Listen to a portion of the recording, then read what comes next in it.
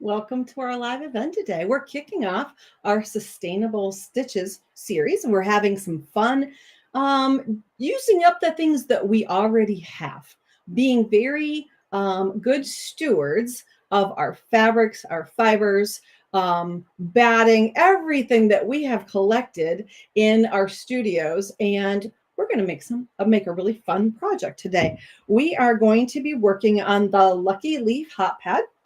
My name is Colleen Tauke, and I'll be your instructor today. If you're watching and maybe you're a new watcher to our platforms, maybe you're a returner, come in and pop in at the bottom and tell where you're watching from. We love to see our very faithful watchers, and we love it when you're new and you're joining us. So let us know where you're joining from. The pattern or the QR code is at the bottom of the screen there today. So you can, if you haven't already downloaded the pattern, you can do that after the show if you'd like, so that you can maybe take notes and really just enjoy the process here today. We are going to be, in this example anyway, I was using a bunch of the batik fabrics that I have in my stash of fabrics.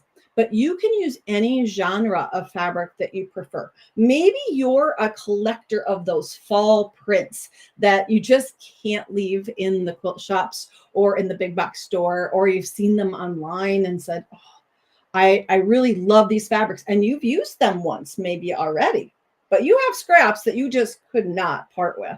Those are the pieces that we want you to dig out from your stash, because we're just going to use some very narrow pieces. It might be leftover binding, possibly.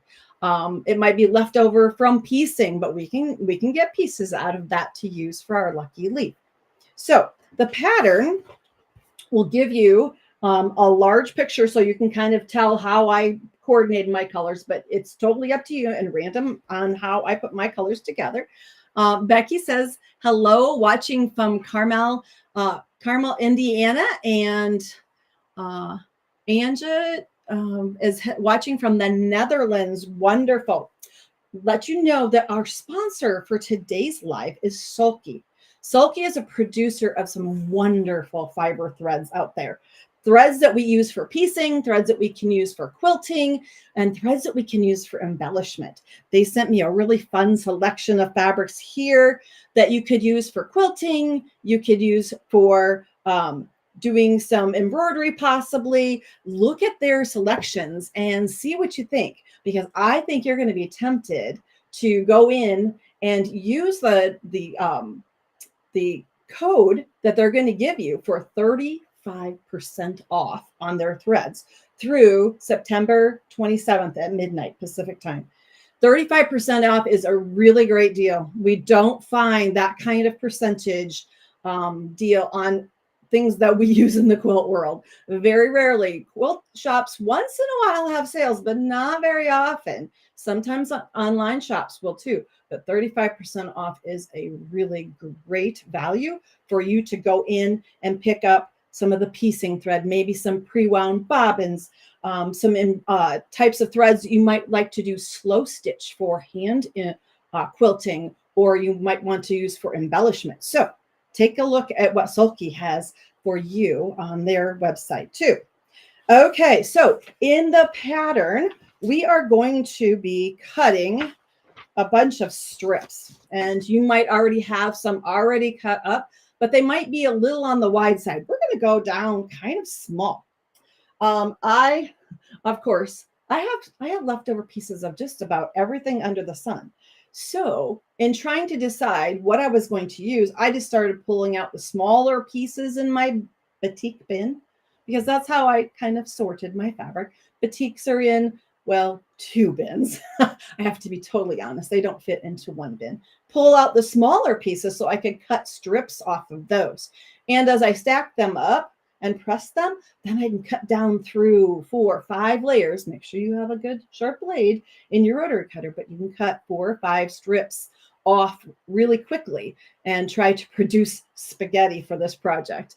We have Renee saying good morning from Minnesota. We are glad you're here. That's my neighbor to the north. So pick your genre, get out the smaller pieces, start stacking them up at your pressing surface. get them nice and neatly stacked, and then you can easily transfer those to your cutting mat, and you can start doing a little bit of spaghetti production. So these are the leftover strips.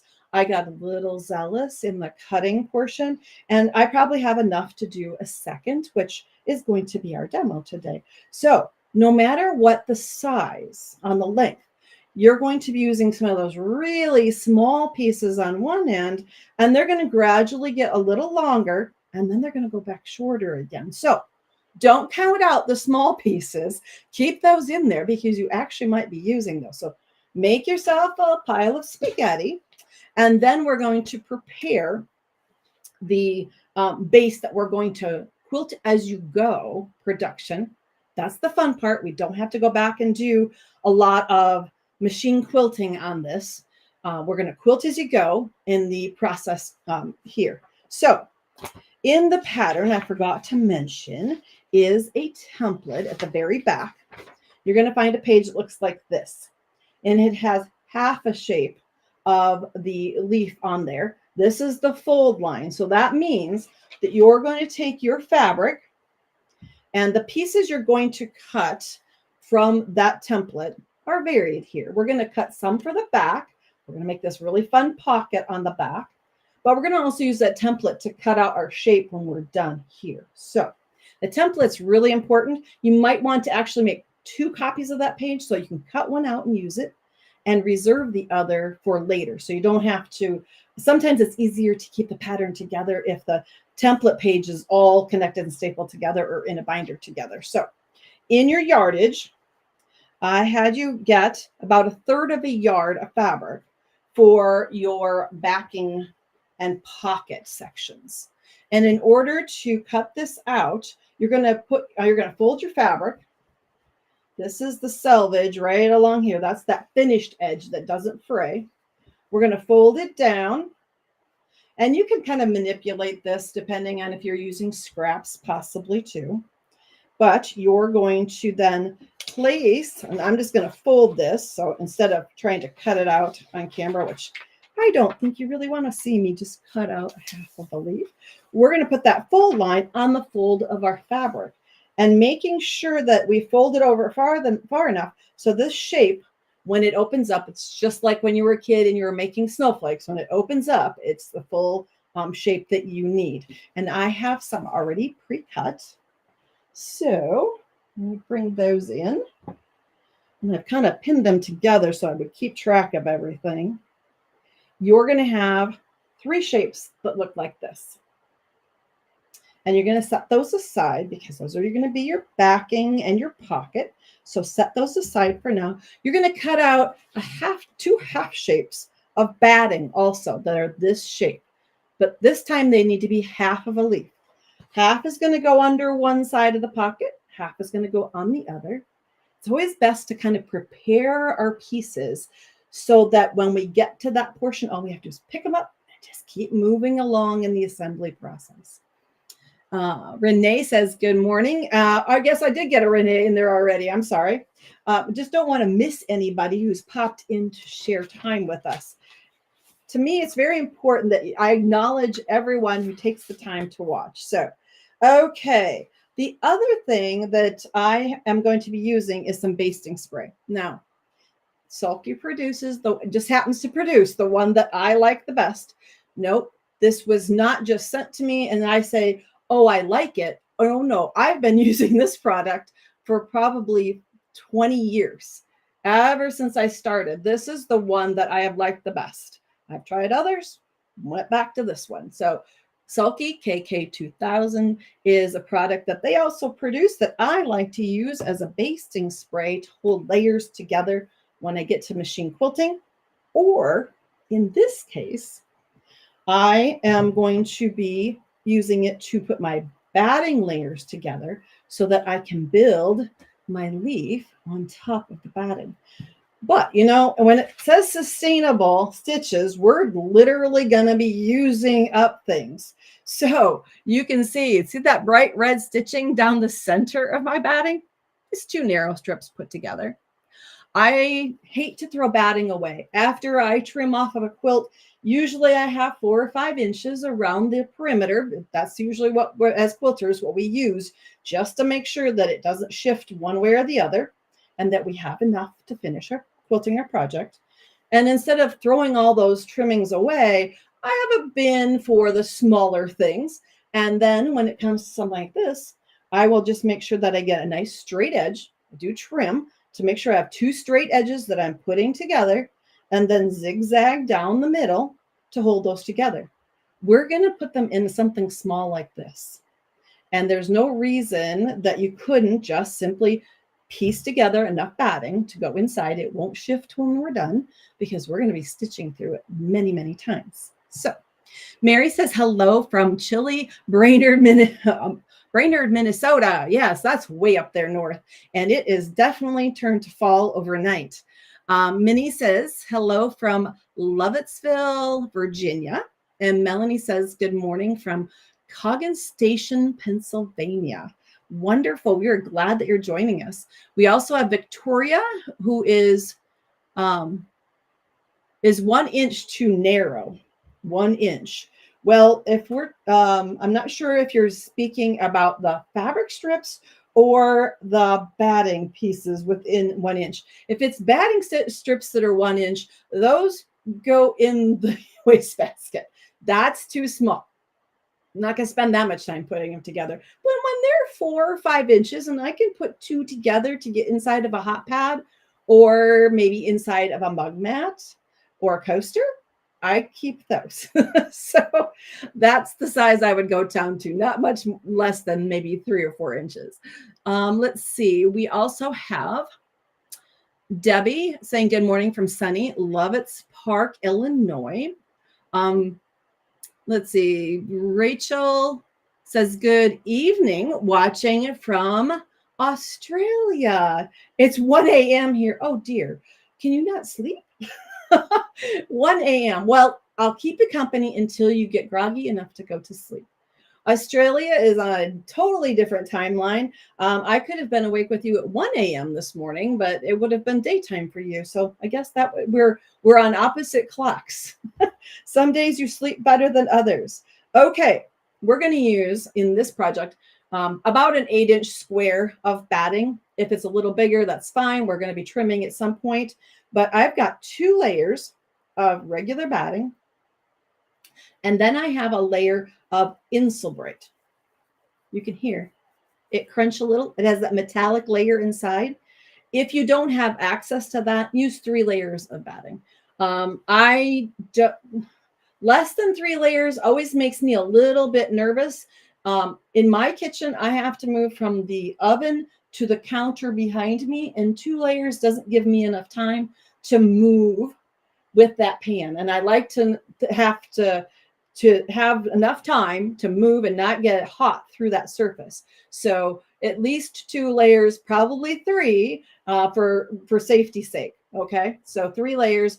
If you don't have the Insulbrite, just use 3 layers of your regular cotton batting or cotton combination, because most of mine is a blend, because that's what I use for my batting. We have somebody saying hello from the Big Island.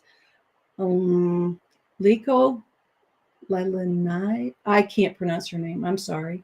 But Hawaii's watching. That's absolutely fabulous. Okay. I have gotten my pieces stacked together here. Just a little bit of basting spray will keep these layers from shifting so that as I put them under the machine, everything stays in place. This is fairly small, so it takes just a little bit. It makes your fabric or your batting kind of like a Post-it note so that it's tacky, so it doesn't shift around when we're working. The other thing we need is a square, about a 2-inch square.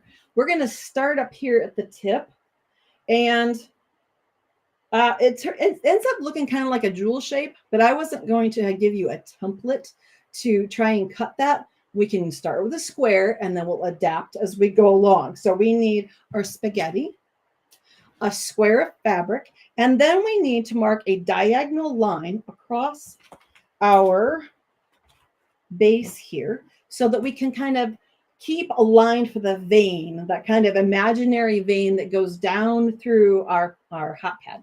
So chalk liner, a fabric marking tool, whatever you can use that will show up on your batting. Now this one's yellow, so it's going to be a little bit tough maybe for you to see, but it disappears nicely when you stitch over it. Oh, you can see it. If you mark enough, you can see the yellow. Perfect. I've used this in blue. I've used it in pink. The pink is a little harder to wash out, but this is going to be the inside, so it won't matter. But something so you have a general diagonal line. I tried to just do a fold and crease, but it wasn't quite visible for me enough under the sewing machine. So I kind of had a wobble in my center and had to start over again. So give yourself that general direction. And that will get you started.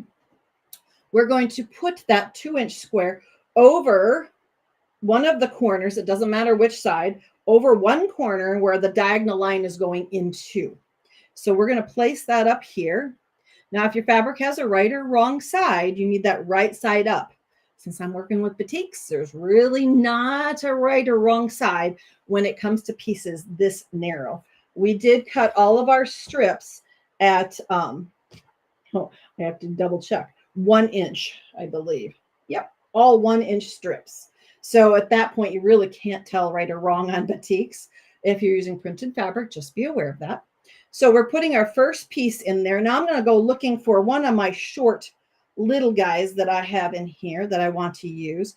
And since I started with a brown, let's go with something a little brighter for the first strip on there, so that you can see it really well. Let's use, I like this. We're going to use this really fun pink and coral piece. Okay. In the directions, there are photographs. I took pictures as I went along because it was harder. It was hard to use words to describe the placement. So on this very, very first piece that you're going to add, we're going to put them right sides together, if you can tell the difference in your fabrics. And we're going to offset these. These are not going to be lined up perfectly. We're going to have the strip a little bit tilted off. We're going to have like a wedge of that square fabric showing, but we're going to use this strip as our guide for your 1/4-inch seam. Now, working on something like this, 1/4-inch seam, close counts. Remember, this is not as vital that your 1/4-inch is absolutely perfect. So we're going to go in and we're going to put in our first strip and use that strip. Oops, got caught on my foot there just a little bit. Okay, we're going to use the edge of the strip as a notation for our 1/4-inch seam allowance. And then take this out and I'll show you how that. And because we're going down through layers, it's going to kind of pull down where we're stitching and it's going to look quilted right away. Okay. So our first piece is on there. You can kind of see there's where I followed along the straight edge of my strip. My square is exposed a little there. So that's kind of a wedge. I have Pippa saying good morning from France.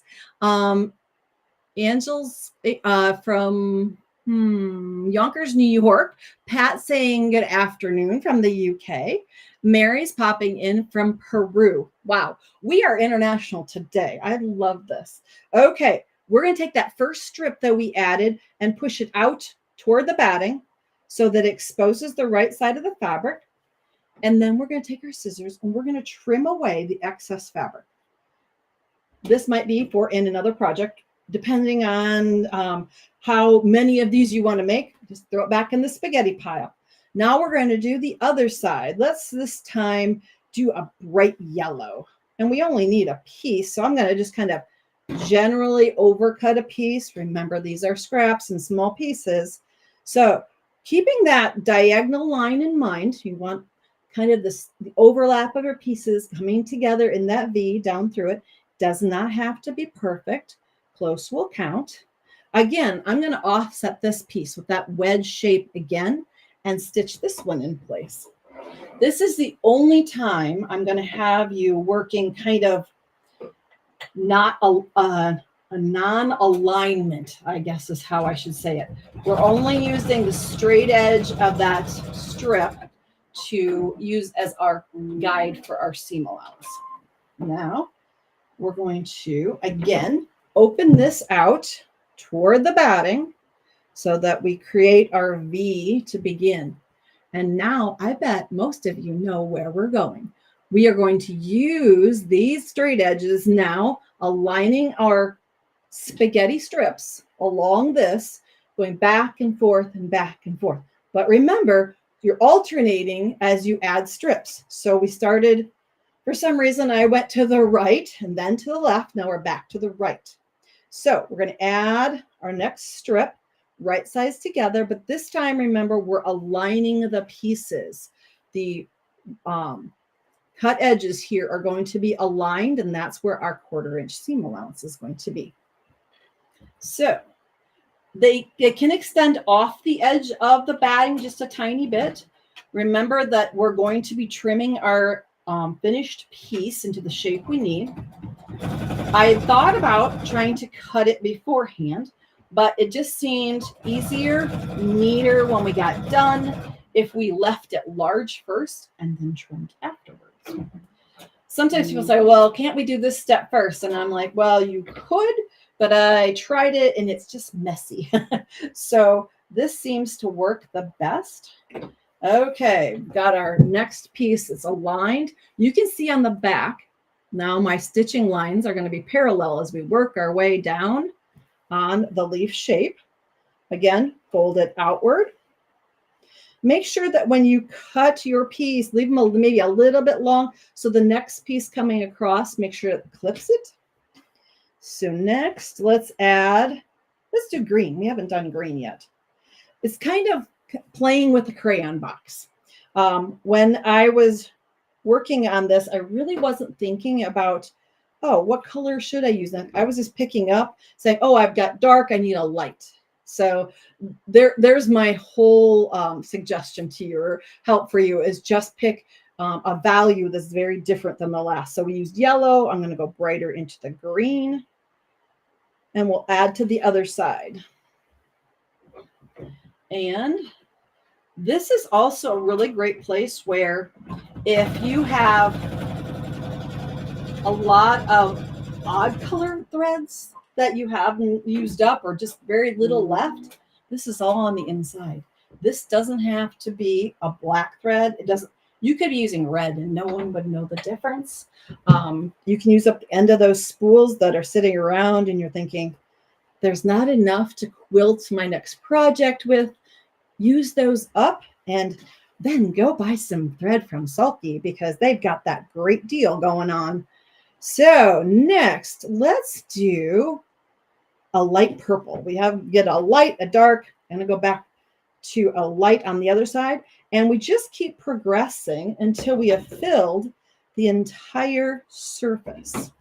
Now, when we were talking about the lengths of the pieces, they get longer, kind of longer, but at one point, they start to get shorter again, and they won't overlap. And I'll show you that.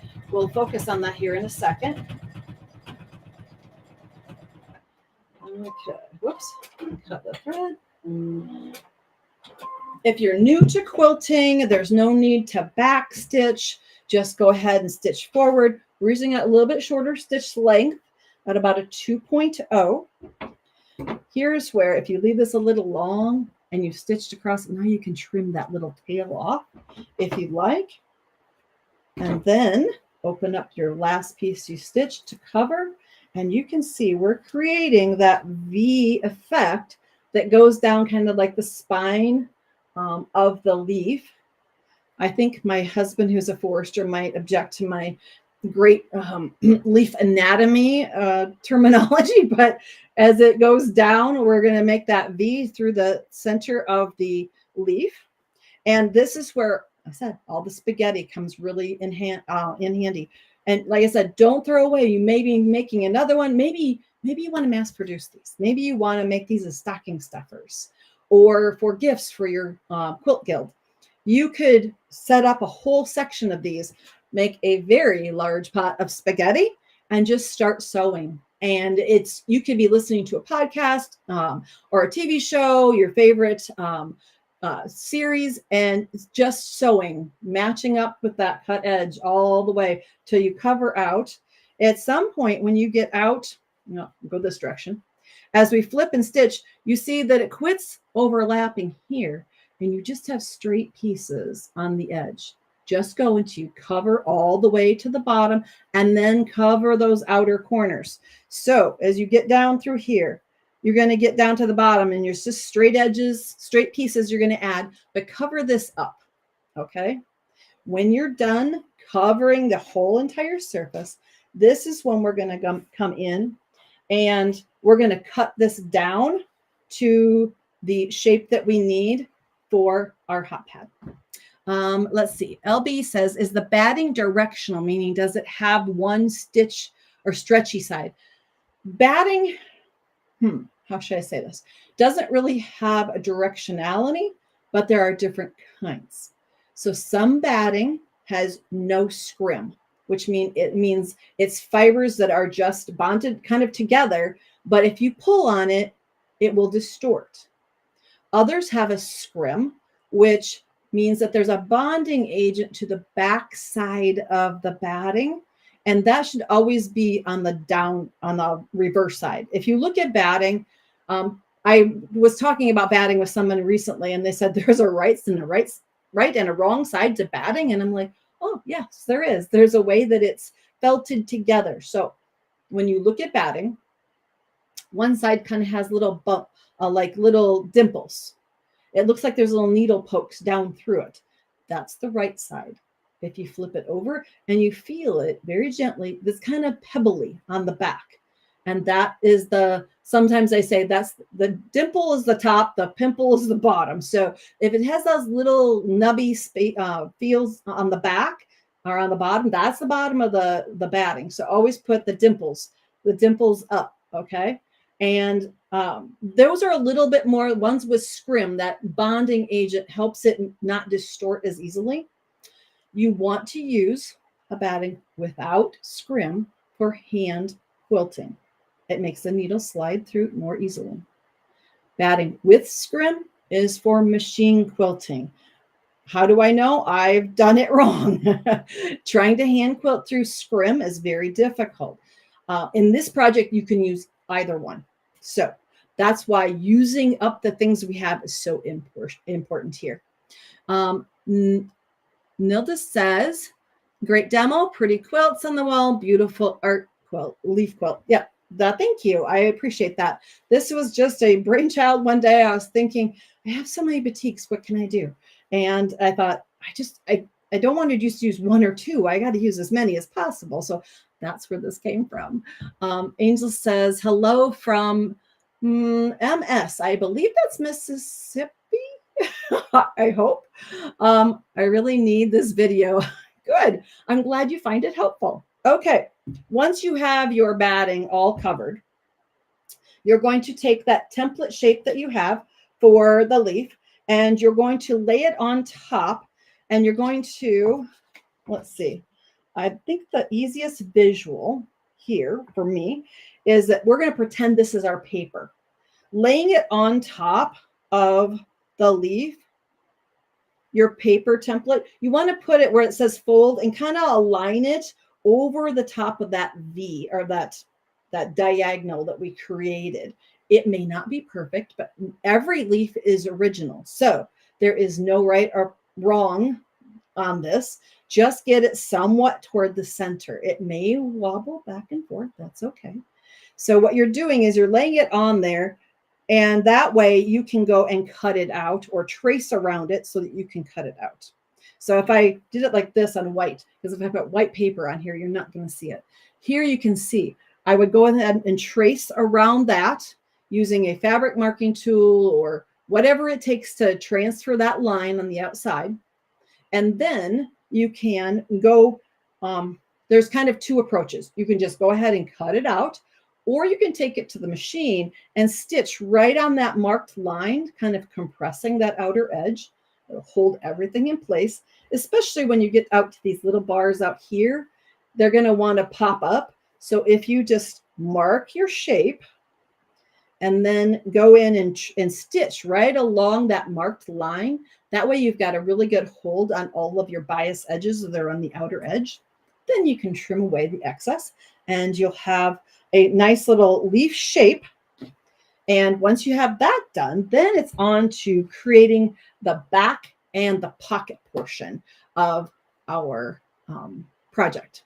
So we are going to be using then those 3 shapes that we cut out of our backing fabric.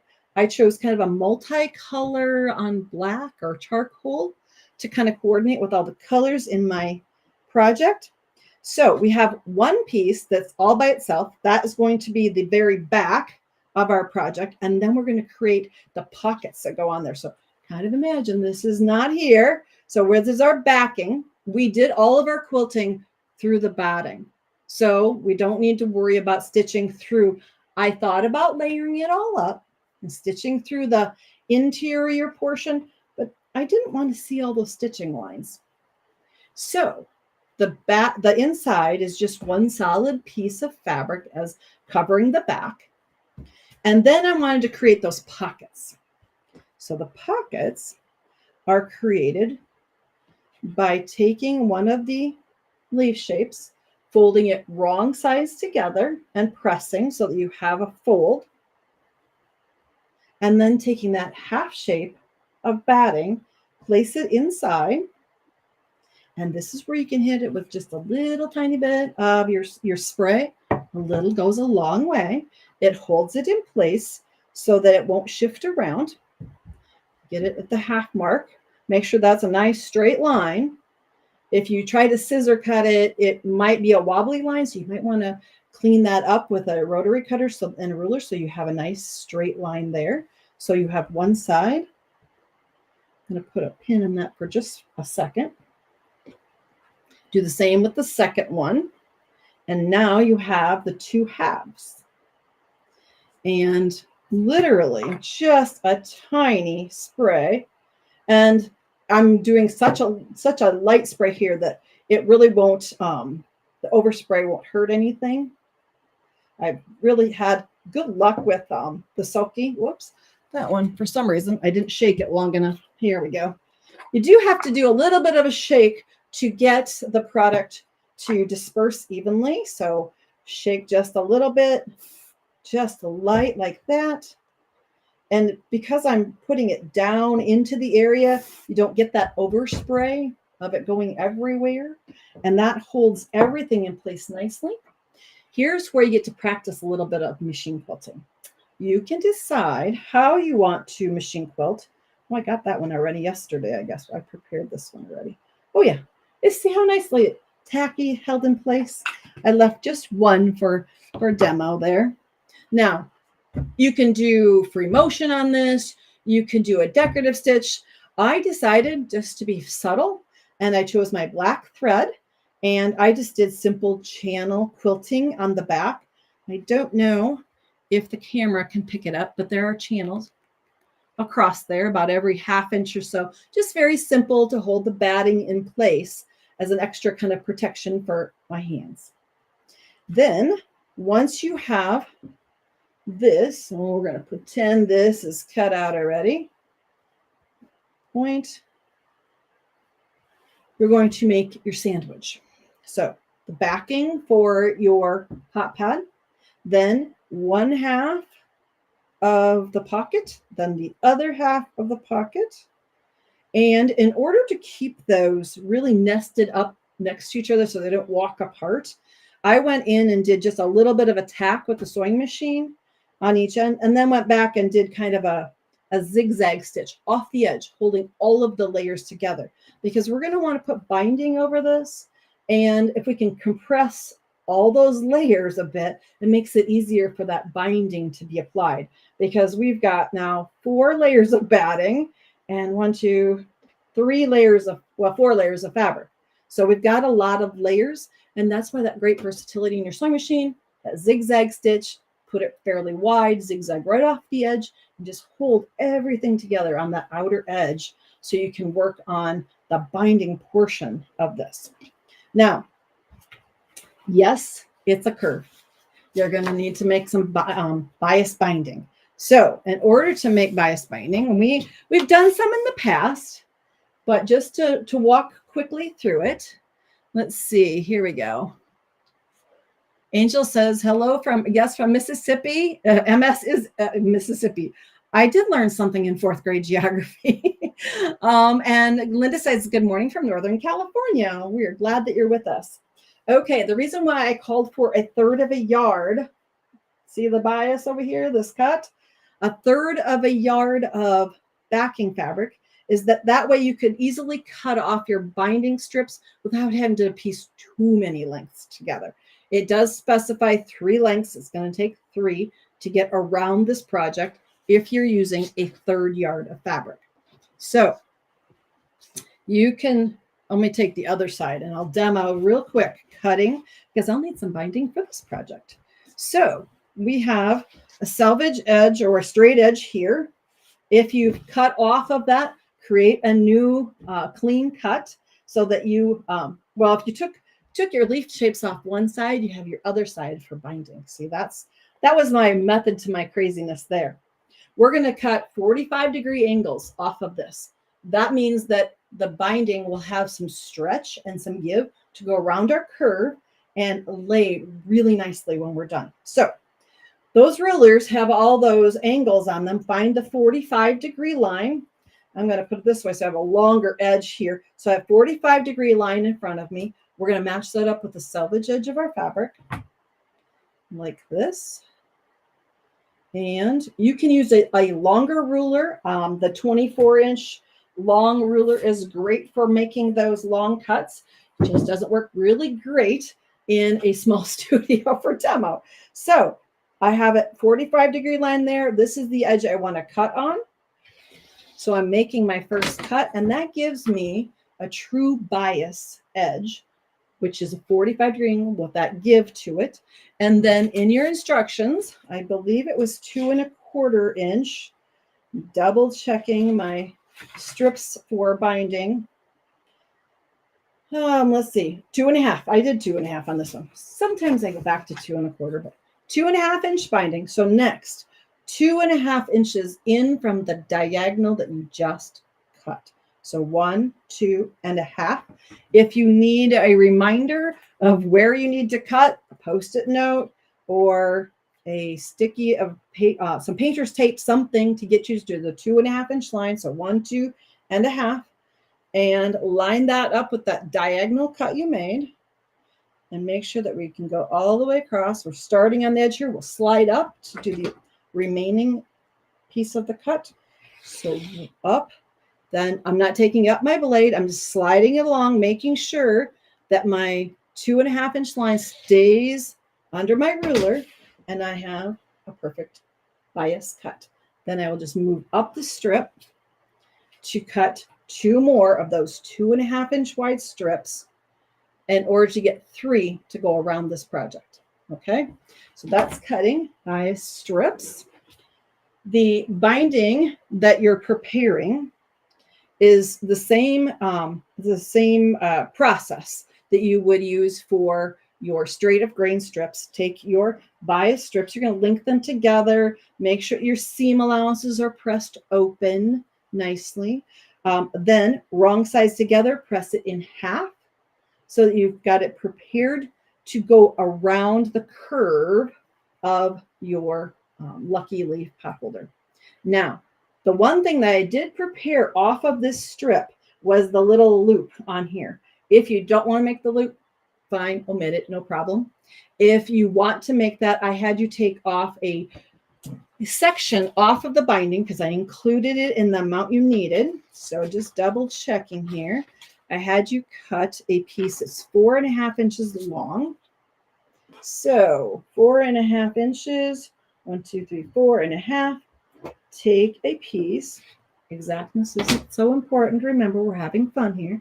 A 4 1/2 inch piece that we're going to then press again. We're going to take the raw edges to that center fold like this.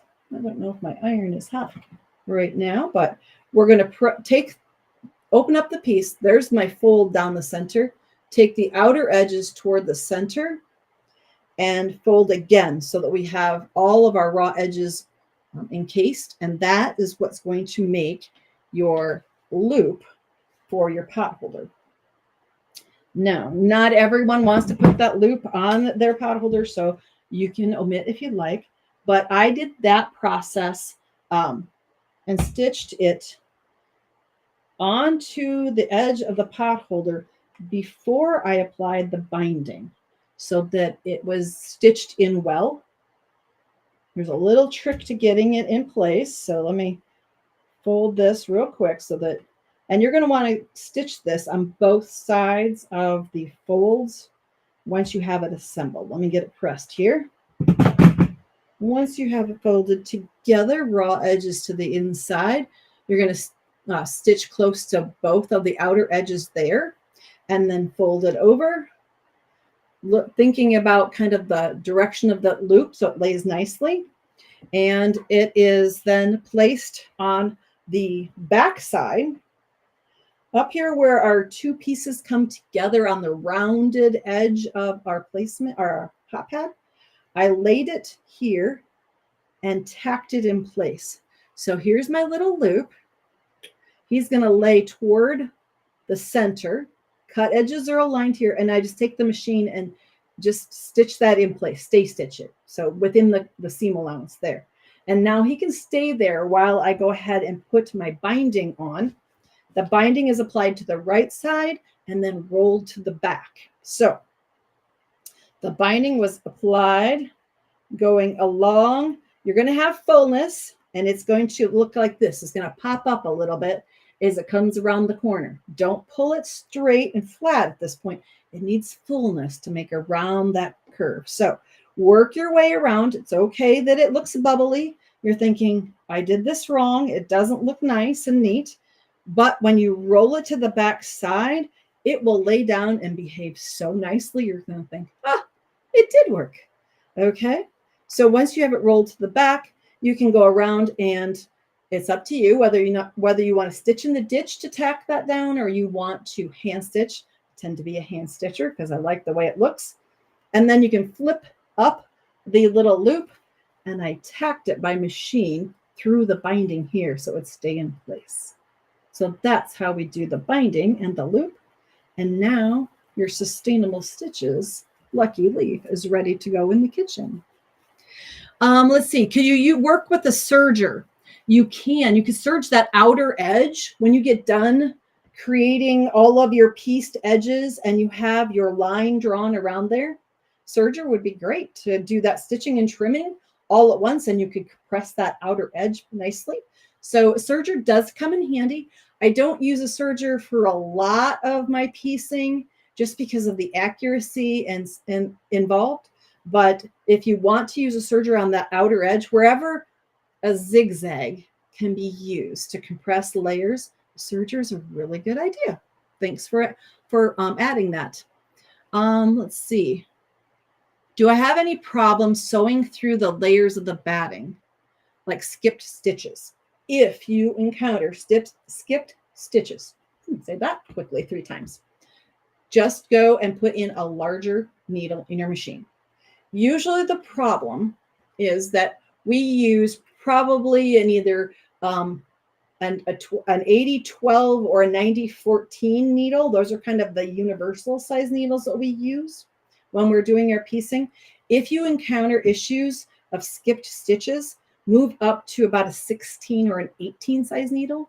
The reason you're getting skips is because there's drag on the thread coming up through the fibers. The machine is doing its job, is taking the thread down, but as it pulls up, the fibers around that thread are dragging on it, and it's not letting it do its proper work.